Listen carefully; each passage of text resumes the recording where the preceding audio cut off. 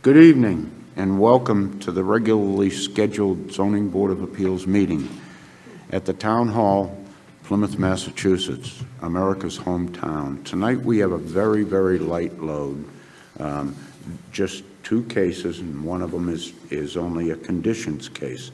But the first case is case number 4145, and it's Richard Tachi with Merrill Engineering. I will let the clerk read the ad into the paper, into the record, please. Whoa. Well, okay. Careful. Thank you, Mr. Chairman. Case number ZBA 4160. The Plymouth Zoning Board of Appeals on the zoning bylaw will hold a public hearing in the Great Hall, Town Hall, 26 Court Street, Plymouth, Mass. On Monday, May 5th, 2025, at 6 p.m. to hear the petition of Richard Tachi requesting a major modification for approved ZBA case 4145 on the property of 25 Wellington Road, shown as parcel 044-006-069-000 on the assessor's maps dated January 1, 2024 in the R2 OS zone. The petitioner and his or her representative or any other person interested in desiring to be heard on this request should appear at the time and place designated. Thank you. Seated on this will be Mr. Leary, Mr. O'Reilly, Mr. Conroy, Mr. Connor, and myself. Who will be presenting, please? Good evening, Mr. Chairman and members of the board. My name is Chris Sanderson with Merrill Engineers and Land Surveyors, and I'm here tonight representing Richard and Jennifer Tachi, the owners and petitioners of 25 Wellington Road.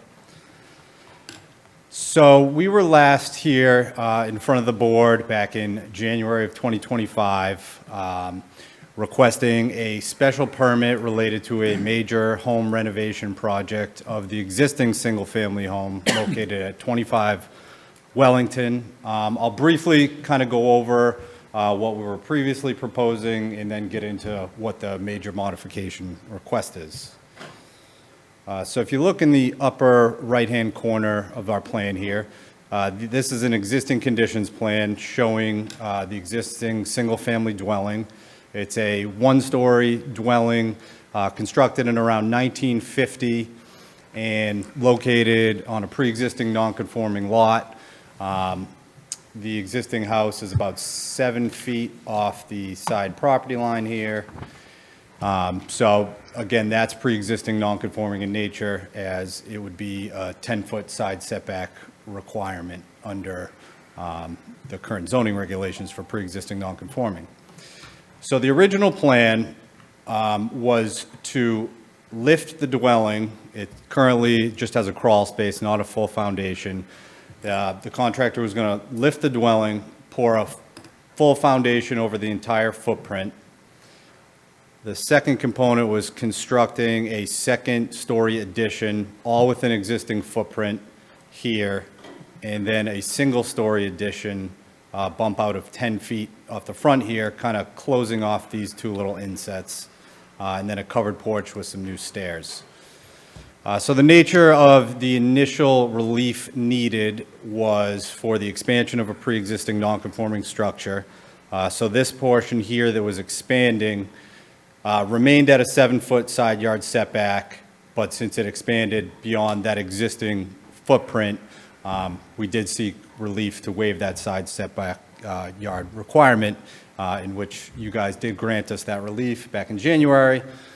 So fast forward a few months later, the Tachis had been working with contractors, developing pricing, getting quotes, and essentially it was determined more financially viable than rather to lift the dwelling, pour the new foundation, do the modifications, that they were just better off to do a full tear down and rebuild of the structure. So that's the major modification. We're here before you tonight. We have absolutely no changes in the building plans, the architectural plans. If you reference the previous ones submitted to the new ones, same exact design, scale, basically the same exact plan. So that side yard setback that we were initially granted relief that is still the relief being sought today as part of this major modification. But other than that, same end result as initially proposed, with the exception of now being called a full raise and rebuild project. So the Tachis did have their abutters support initially when we were here the first time. We have brought them up to speed on the new plan, showed them the new plans, and we did get them to sign some support letters in relation to what the new plan is, which were also included in this filing. So the neighbors are on board with it. So, yeah, I think that pretty much covers it. I'm more than happy to answer any questions from the board. It did go back through DPW engineering fire review, and they were satisfied based on some revisions we made on the first plan.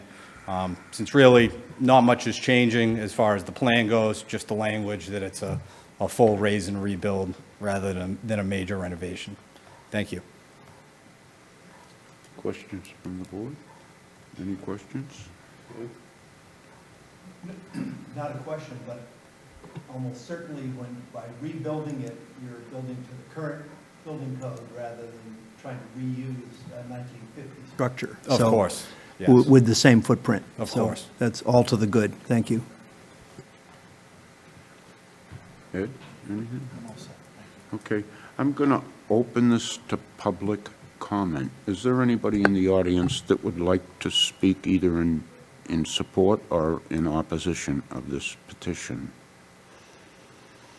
Okay, seeing none, I'm going to close public comment and bring it back to the board.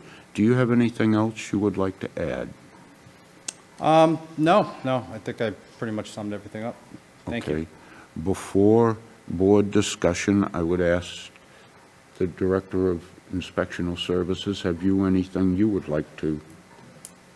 Very good. Okay, this is for board discussion only. David? Oh, Dave's, Yeah. oh, you didn't name this yet. No, I didn't. That's all right. All right. I named everybody, yeah. Oh, did you? Yeah. Oh, Yeah. And David's, that must have been Dave. but, yeah, My I'm, feelings are not hurt. well, I'm curious for an architectural, I'm fine with it. okay. Peter? Michael? Yeah, I mean, I'm fine with what you're doing there. I noticed you do have the drains for the gutters. You got an H20 system out front, not a problem there. The one thing that does concern me is the 7 foot on one side, but I did go out there and look at it and basically, because you're digging down roughly about 8 feet. You got 7 foot to the sideline, a little touch and go as far as the excavation, but I don't have a problem with it. The only thing I'd probably want to do is just add a condition that acknowledging that, the petitioner shall have the responsibility of any damage done to the adjacent properties during this construction.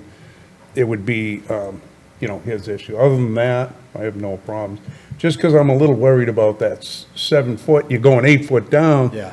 That's Absolutely. and if it's sandy, it's even a, Yeah, and Mr. Tachi, I think you spoke with him Yes. when you were out there, and actually, I do have a document that, they brought that to the attention of the abutter with the 7 foot setback, and basically both signed stating that they Oh, would that's good. repair, any Great. damage that's incurred during construction. And we will have erosion control barriers up right on the property line throughout the duration of construction to, it's not that I'm, because it is grassy Yeah, over there. and of course. His house isn't that much higher, so it's not gonna do anything to the integrity of his foundation. I'm just concerned, because, let's face it, it's tight. Oh, You know, yeah. especially if it's sand. Yep. Who knows what you're gonna run into, but otherwise, I'm fine. Okay, but I do want to add that as a condition, Yep, even though no. you have, no problem at all. because we don't have it in the record. Yep, And it gives him something to look at and file. Yeah. absolutely. Smile, Jason. So if you guys could include it in the context of any negative off-site effects, So that way, if it's not just one abutter, another abutter, or street, or anything like that. Yeah, so both if that's sides. what- If, it sounds like that's what your concerns are, is that any off-site impacts. Okay. Okay, All right. You mean list it that way, off-site impact? the condition, yeah. Correct, yes. Okay. Fair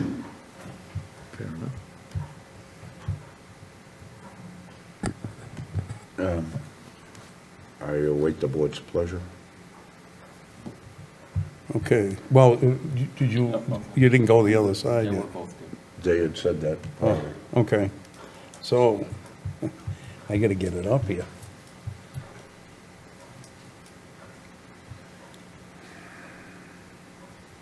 I don't even know what case this is. 4160. Yeah, thank God. See, if you had papers, I it'd be a know. lot easier.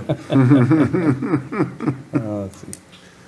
Yeah, so it's, I make a motion that we approve case number 4145 with the the one Extra condition. added condition. Okay, is there a second? I'll second that. I have I a, believe it's 4160. that's what, Oh, no, it is No. 4145. 4145.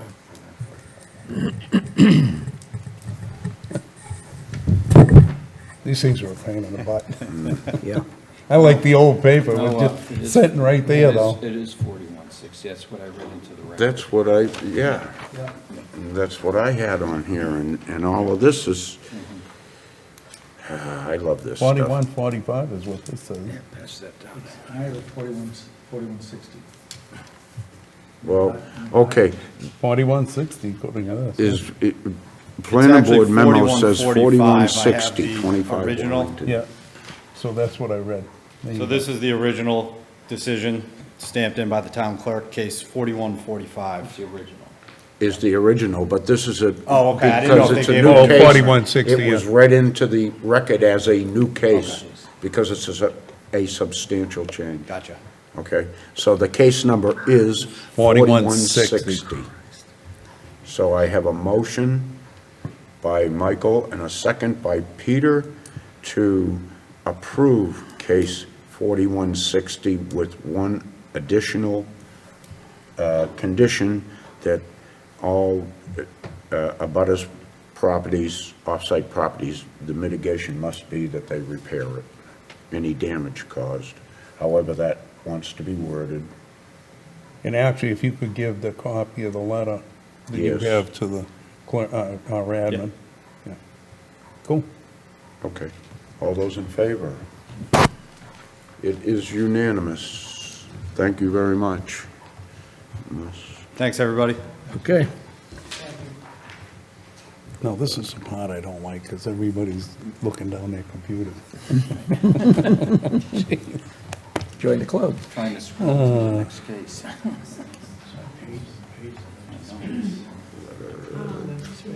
I do. Well, you know what? 'Cause your computer keeps checking.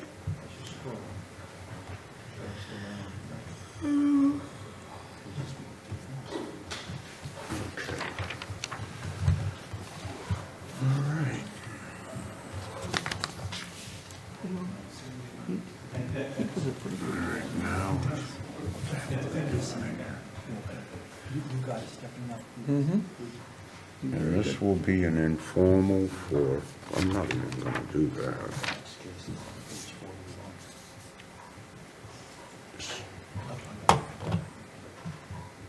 I got case 3240.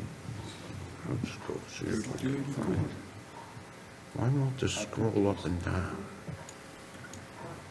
Case 3284. 3284.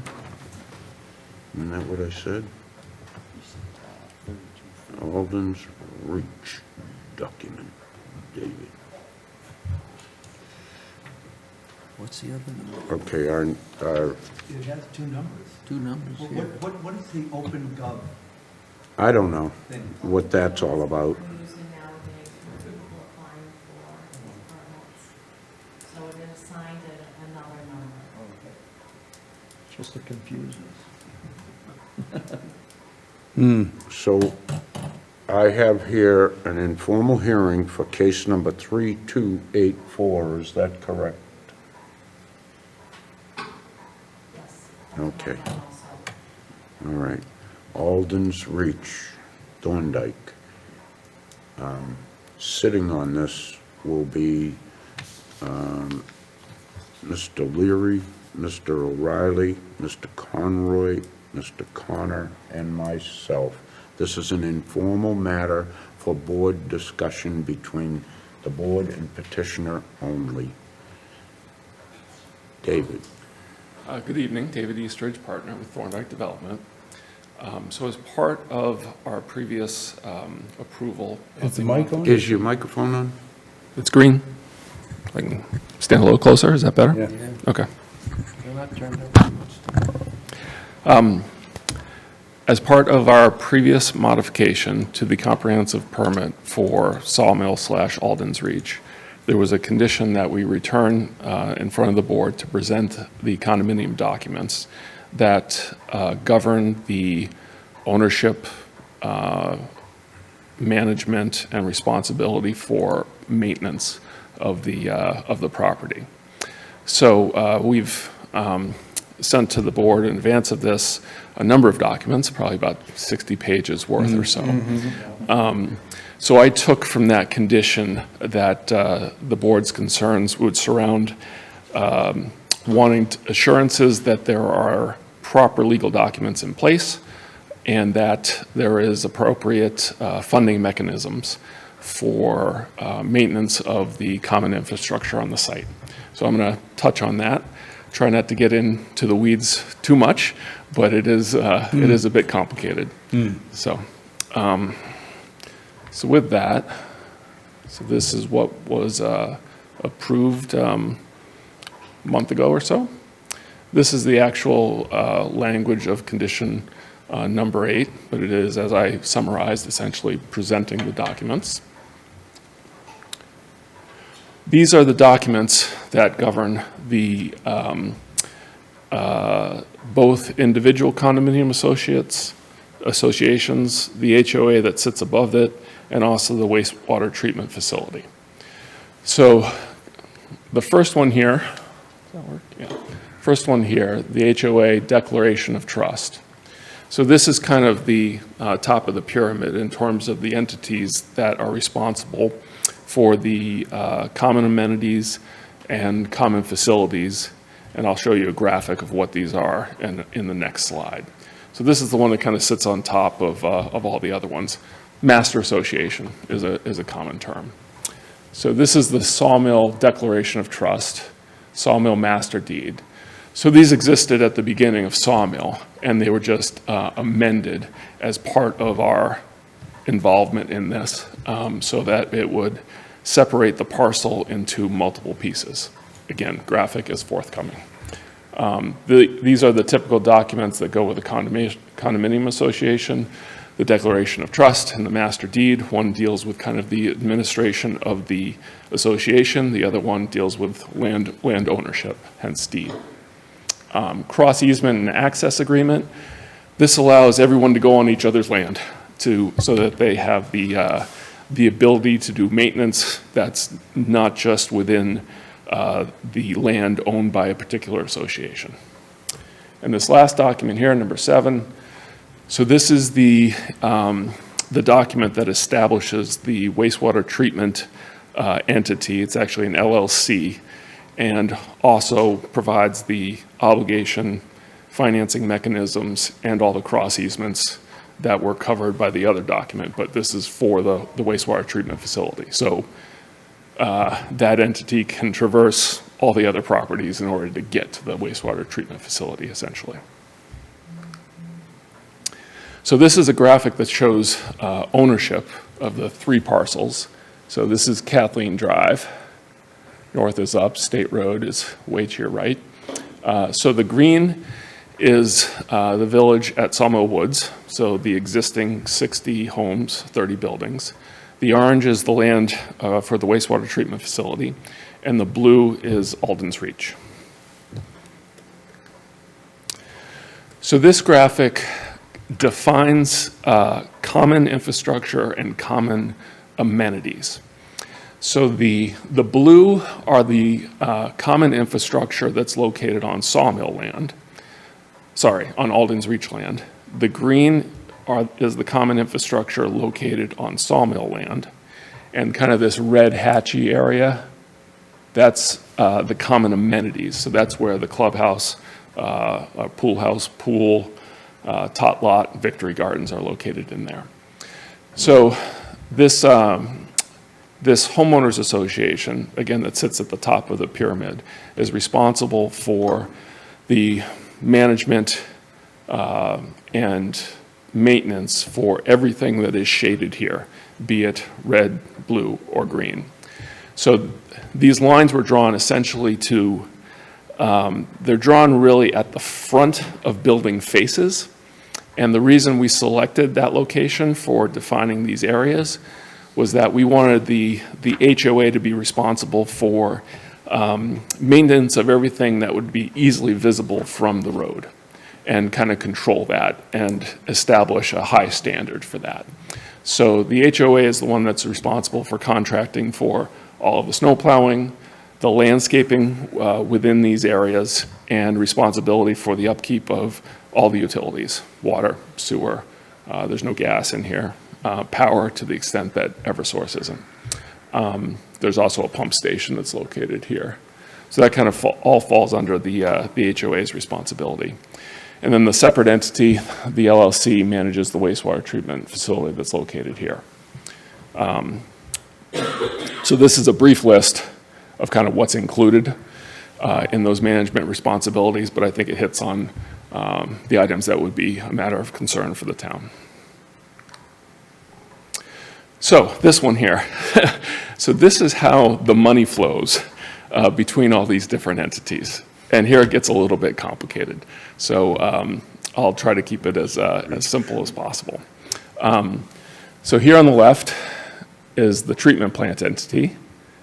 This is the Alden Sawmill Homeowners Association. So this is the one that's responsible for all the roads, okay?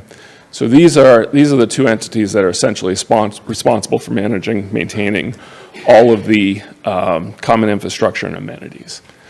So how does this get funded? So it gets funded ultimately by three things: the condominium fees that Sawmill residents pay, the condominium fees that Alden's Reach residents will pay, and also Alden's Reach LLC, which is Thorndike, backstopping some of these payments. So, for example, for the treatment plant over here, one of the natures of the beast with a treatment plant is you have to build the whole thing up front.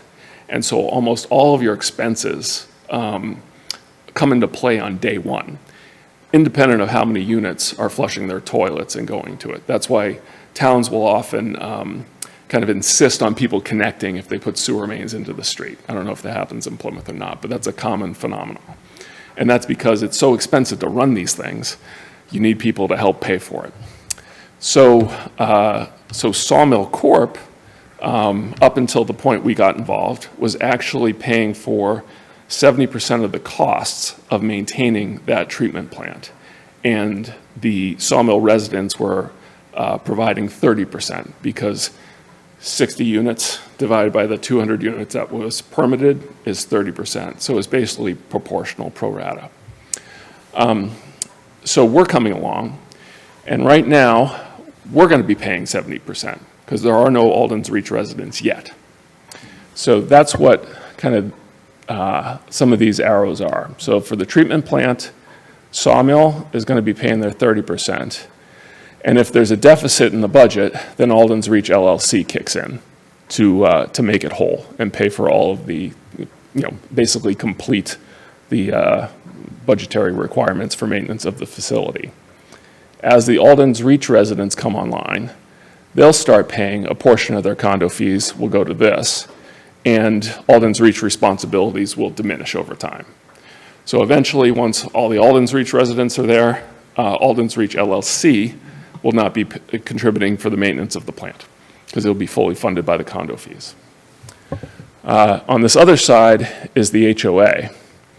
So in this case, we're not really expecting a budget deficit in terms of actual year-to-year budgets, because the only roads that are built now basically are the ones that service the residents that are there and paying condo fees. And we'll build roads as we bring more homes online. So in general, it works out, it's proportional that the expenses related to the utilities, the plowing, the landscaping, kind of expand in terms of actual cost with the expansion of the project. So the cost and the income generally march together. There's some exceptions to that, but in general. But we do yes, so Alden's Reach Condominium Trust will start paying into that once units come online. The Village at Sawmill Woods will be paying about 25.8%, so that's a little bit less than the 30 because we've now expanded the community to 100 Alden's Reach is 172, Sawyer's is 60, so we have 232 units in total, which is why we were before you previously. So they're going to be paying a little bit less because this is allocated by unit count, whereas the treatment plant is allocated by bedroom count. Bedrooms relate to the amount of flow. Flow is what's relevant to the treatment plant. So if there is a deficit, Alden's Reach will still step in and kind of backstop that budget. And all this is during the development phase. Development phase basically runs from now until we have 75% occupancy on Alden's Reach, at which point the unit owners become the trustees and control everything. Right now, we act as developer trustee, so we are in charge of the Sawmill Homeowners Association in its entirety. Alden's Reach condominium in its entirety. The Village at Sawmill Woods has its own set of trustees, unit owner trustees now. This homeowners association is made up of myself as developer trustee and representative of Alden's Reach, and we also have 2 unit owner trustees from Sawmill. So I'm going to stop there. So that's kind of how the money flows and how ultimately, while we're there and we're building and we control all the associations, we're backstopping the budgets. This is what it looks like once we're gone, meaning no longer a trustee of the associations. So we're no longer backstopping the budgets, but this has us basically, fully built out and just eliminates that kind of backstopping on the top of the slide. So these, I don't expect you to be able to read these, but this just goes, I'm trying to show you that the money to fund the maintenance is actually in these budgets. So this is the budget for Alden's Reach condominium. It's been published, we distribute it to our buyers. It's what the condo fees are based on. This is a full build-out budget, so it's as if all the units are already there and online, and that's our approach to creating condominium budgets because it provides some consistency in your condo fees. Otherwise, you're dealing with, okay, you're building a lot of roads, so they go up a little bit, but you haven't built your pool yet, so they're kind of okay. And then when you build your pool, it kind of jumps up a little bit if you did a kind of an actual year-to-year type of basis. By starting with the end, where everything is contributing, you're able to calculate condo fees that remain more stable during the build-up. So that's Alden's Reach. This is the Sawmill Woods budget. So again, that's they are fully occupied. So this is based on a lot of actuals, which is great. And then these next slides are the budgets for, there's a column for the wastewater treatment plant and a column for the HOA. So the HOA, if you remember back to the graphic with the various blue, the green, and the red crosses, that's the area that's controlled by the HOA. So we have all the things that you would expect in terms of landscaping items. So it's, so those 3 pages make up all the line items that are within the budget for the HOA and the wastewater treatment plant. So in the end, again, this is at full build-out. The Sawmill Woods will contribute $107,000 to the HOA, $50,000, close to $51,000 to the treatment plant. Alden's Reach will contribute $250,000 towards the HOA and $118,000 towards the wastewater treatment plant. Now, again, that's at full build-out, but we will be contributing close to this now as Alden's Reach LLC or Thorndike, because we're experiencing almost this expense of annual maintenance fees. For the HOA, not all the roads are built, not all the infrastructure is in. So this total, it represents the full build-out, but we're probably at 30% or so of that for the actual budget for this year. It's just very hard to calculate when your income changes month to month as you phase in units, and your costs change probably every couple months as you build a section of new infrastructure. So we start with a full build-out, and we use that as our basis of calculating fees. So Sawmill Woods will be contributing close to this for the HOA because all their roads are built, all the infrastructure is built. But right now, we have little to nothing in for Alden's Reach. We're on the cusp of phasing in our first, phasing in the association for Alden's Reach, and with his help, getting our first occupancy. So that should be happening in sometime this month. So we're getting close to basically starting having residents for Alden's Reach on the site. So with that, I will stop. You got a little accounting, a little legalese, but hopefully I hit on the matters of concern for the board. And with that, I open it up to questions. Well, the reason I kind of wanted to see it was, lately from other associations, like, that didn't seem to keep together, homeowners associations, and there's one other one in town. I won't name what the association was, but in their association, two of the members, the president and treasurer, basically took $400,000 out. I mean, I can't even believe that went on, but, so my question when I was looking through this was more, I wanted to see what the association was set up. I know they have the two trustees towards, the treatment plant and the maintenance and stuff. Yep. Is there any documents, or do you help them set up their associations?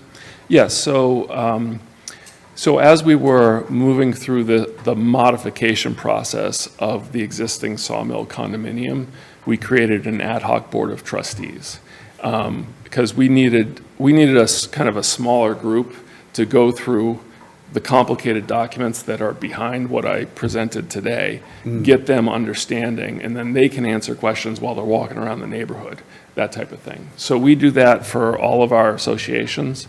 We like to establish an ad hoc board of trustees at least a year prior to the takeover, so they learn the ropes.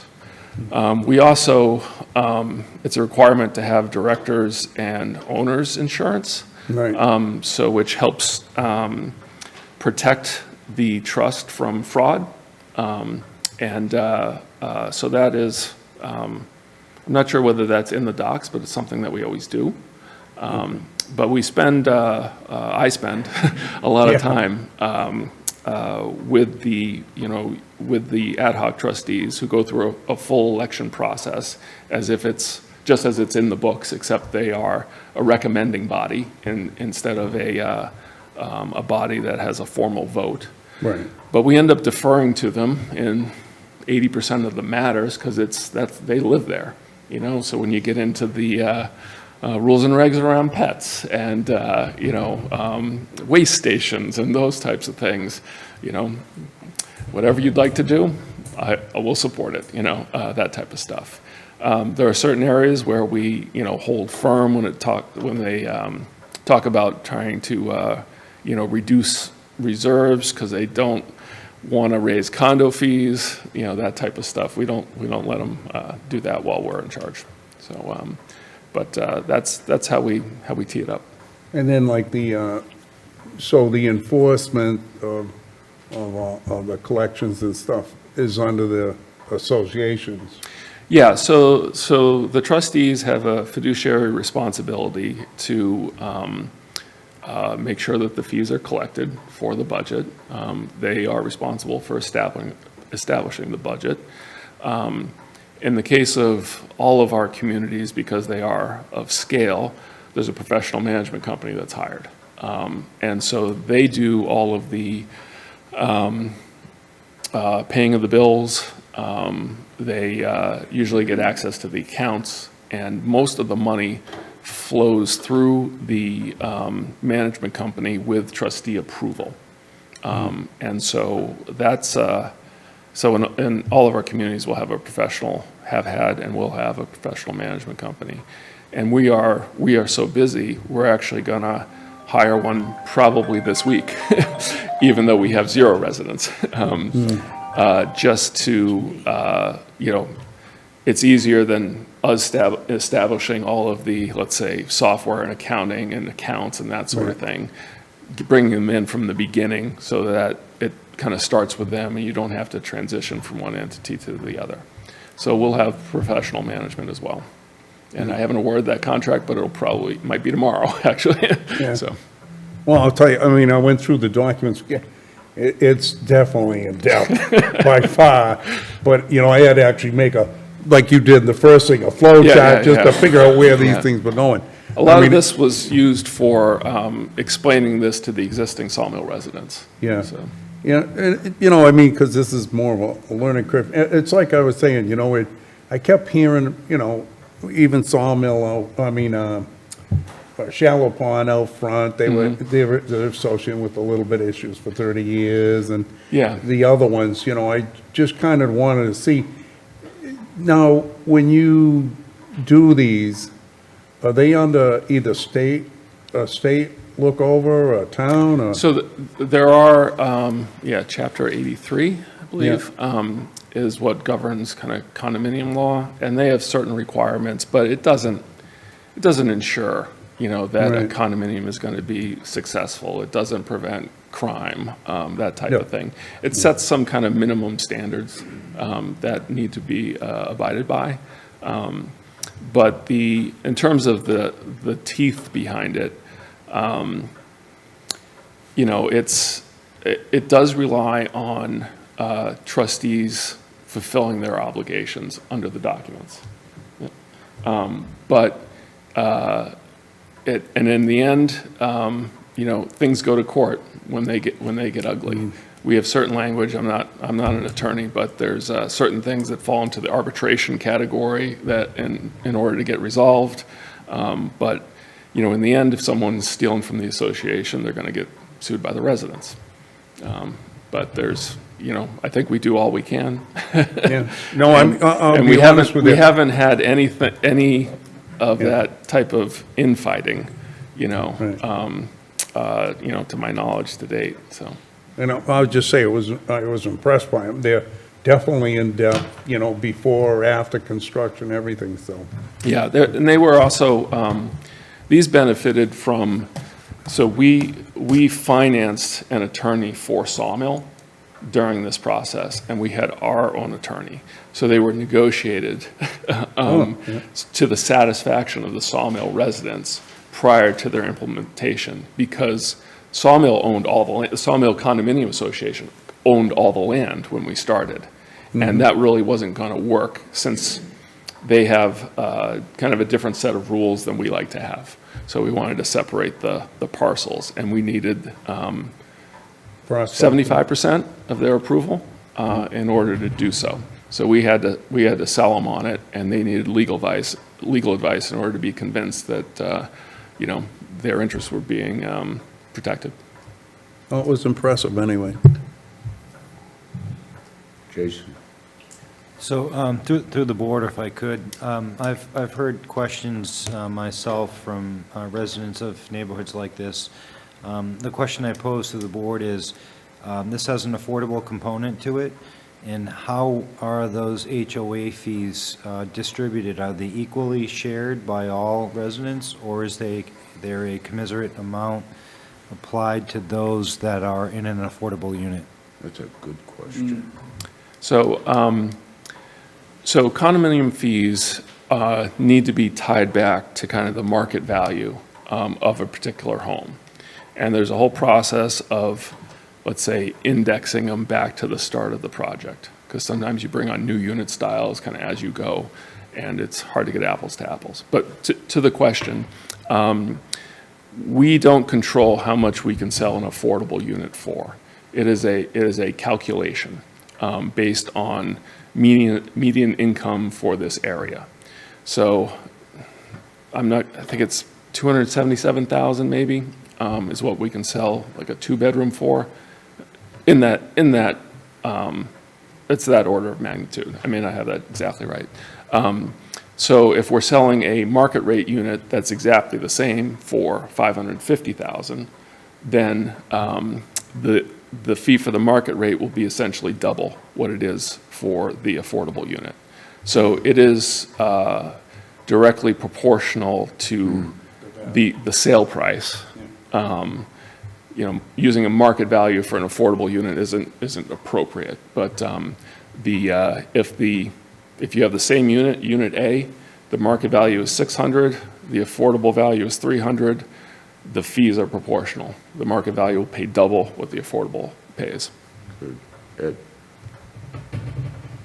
Most condominiums are based on percentage of land, of ownership interest, of how big your condo is in relation to other units being used, not based on purchase price, because purchase price will change over time, and ownership interest in the condominium is based on square footage. It's based really on value, and square footage is often used as a proxy for value, for kind of equating things. I referred to indexing things back to the start of a project, and it speaks exactly to your point. So if you have a unit that at the beginning of the project, you're selling it for $500,000, okay? And then in the future, you bring in a unit and you're selling it for $600,000, a different unit, right? But that unit you started with is also selling for $600,000. So those two will have the same condo fees, because you kind of index it back to the beginning of time, and it will have a base, which is what's the technical term in the condo docs, of $500,000. So almost the sale price as if it sold at the very beginning of the project. And that's the way that you index one unit style against another. So when you go, say we sell all the affordable units, they're gone, and then more phases come on that are non-affordable, isn't it going to be more skewed for the affordable? Because it's if you're the ones that have already been sold, there's only so many affordable that can be sold, they're gone.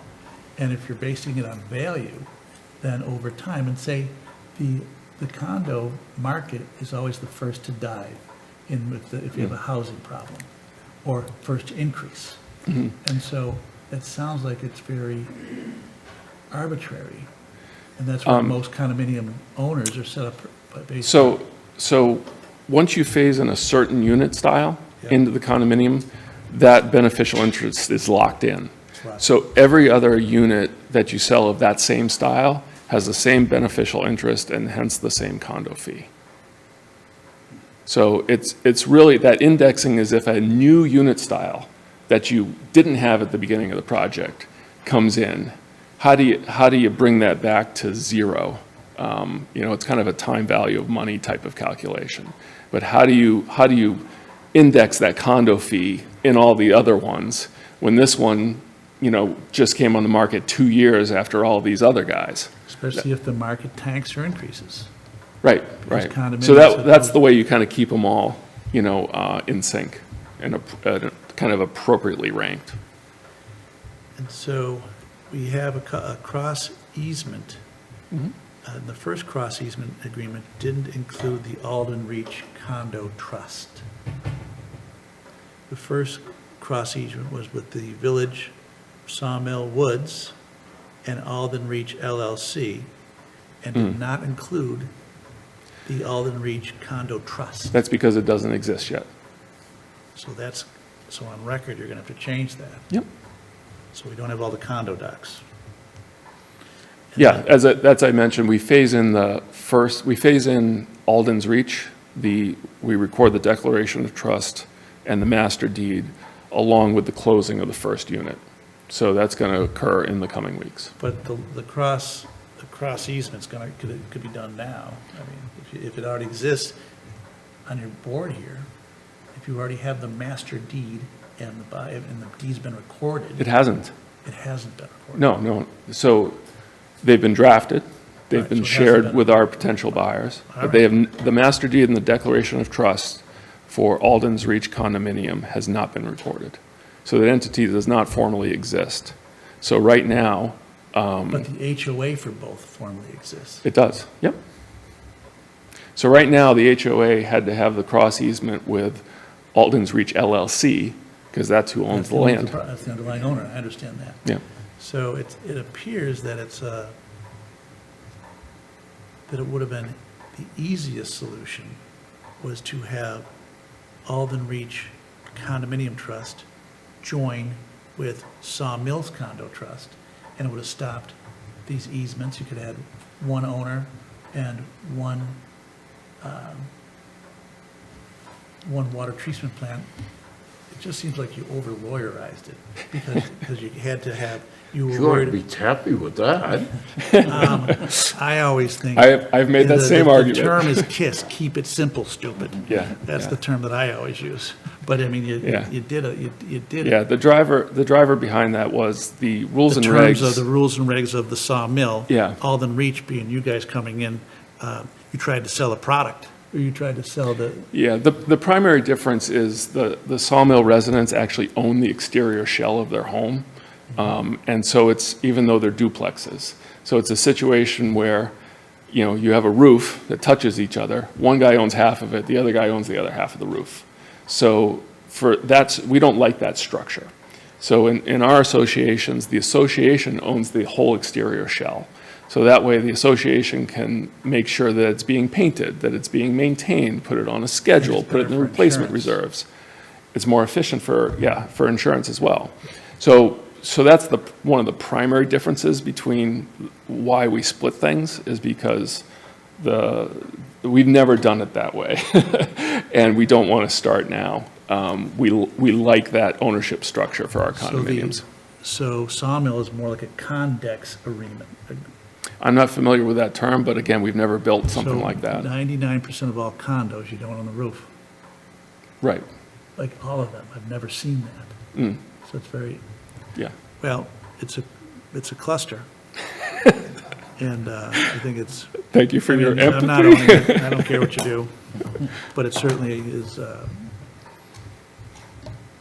What do you want? I just want to understand it. Yeah. I understand, why is this so over-lawyerized? Why couldn't it have been a lot simpler? That's what I want to know.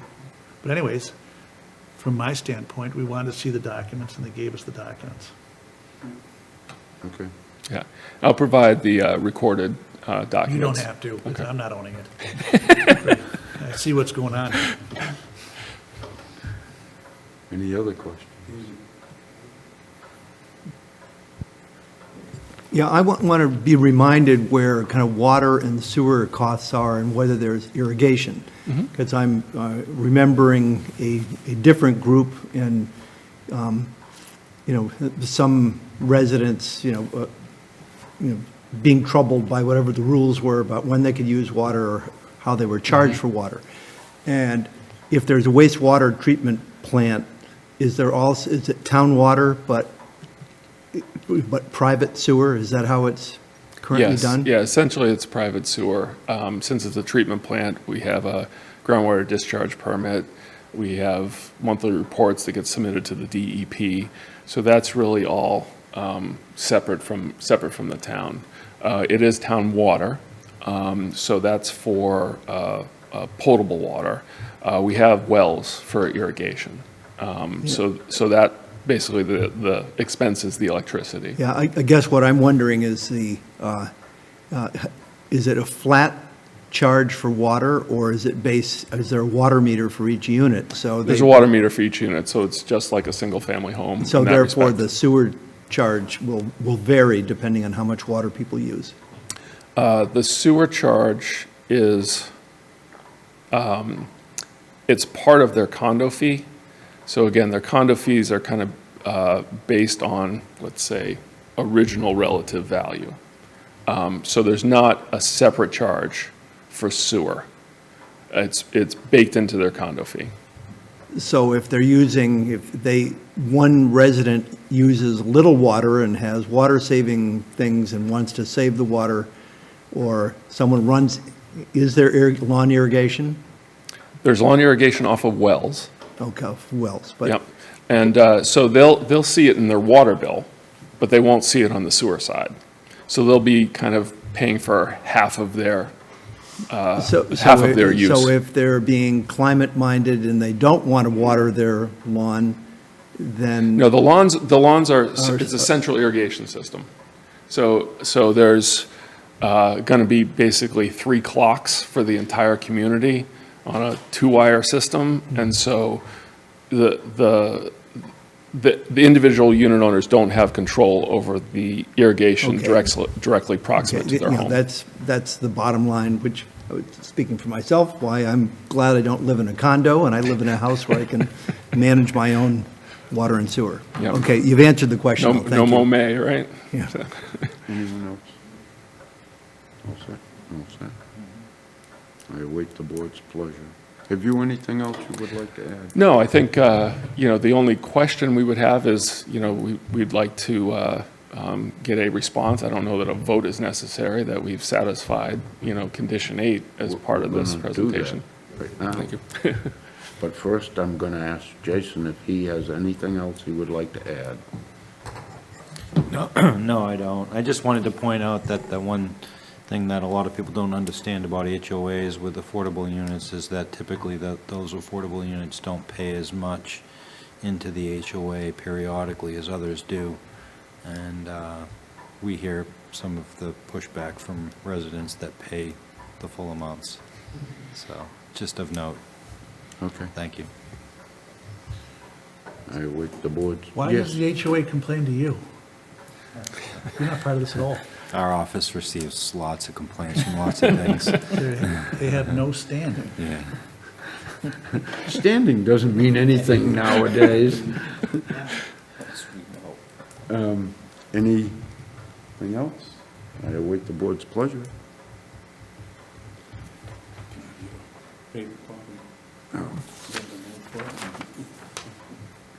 It's that one right there.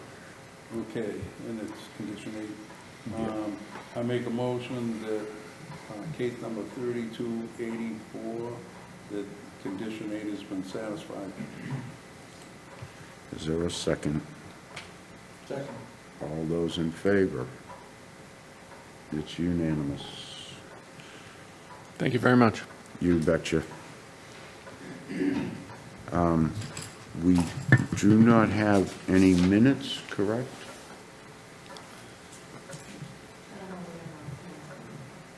So, with that, I believe that concludes the business of this evening's meeting.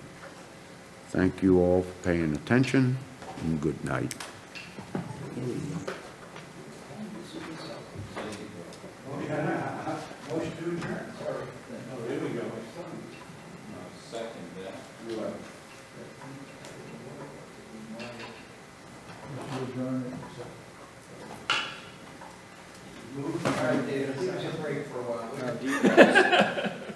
Yeah. A week or two.